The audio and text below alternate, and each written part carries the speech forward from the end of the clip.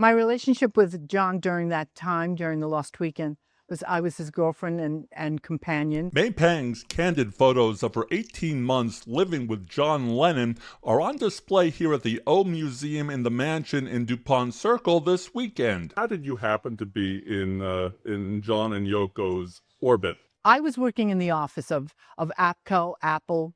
John and Yoko happened to come into town. I got called to work with them. May Pang was a personal assistant for John and Yoko. Anybody who worked in the house, and there was a few of us, we all knew that they were having problems. And she said, you know that John and I are not getting along. She said, you know, he's going to start seeing other people. And I'm thinking, oh God, somebody else in the mix.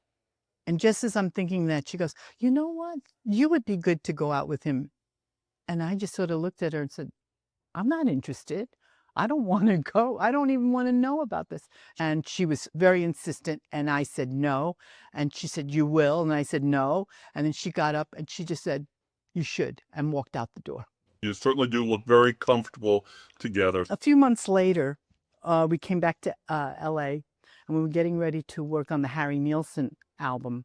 And John thought, we need a break. So we went off to Palm Springs. Did he verbalize that he felt productive at that time? Was there something about your relationship that made it so he could be? He just wanted to keep working. He was so creative. He just kept writing. He kept working with friends. So I never wanted to stop him from his creativity. She developed a warm relationship with John's son, Julian. Julian had been estranged from his father for about 3 years. He hadn't seen him. And I knew he was wanting to see his dad.